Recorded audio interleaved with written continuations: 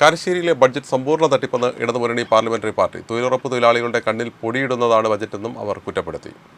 കാരശ്ശേരി ഗ്രാമപഞ്ചായത്ത് vice president Jamshid Olakara അവതരിപ്പിച്ച budget യാഥാർത്ഥ്യങ്ങൾക്ക് നിരക്കാത്തതും ജനങ്ങളെ വിഡ്ഢികളാക്കുന്നതുമാണെന്നാണ് LDF പാർലമെന്ററി പാർട്ടിയുടെ ആരോപണം.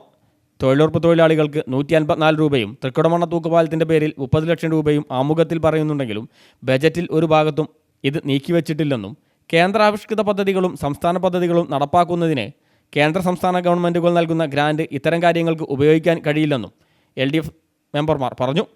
പഞ്ചായത്തിൻ്റെ തനത് ഫണ്ടാണ് ഇത്തരം പൊതു ആവശ്യത്തിന് നിർവഹിക്കാൻ കഴിയുക. എന്നാൽ കാരശ്ശേരിയിലെ തനത് ഫണ്ടിൽ നിന്ന് 2 കോടിയോളം രൂപ ഈ ഇനത്തിൽ മാറ്റിവെക്കാൻ കാരശ്ശേരിയിലില്ല.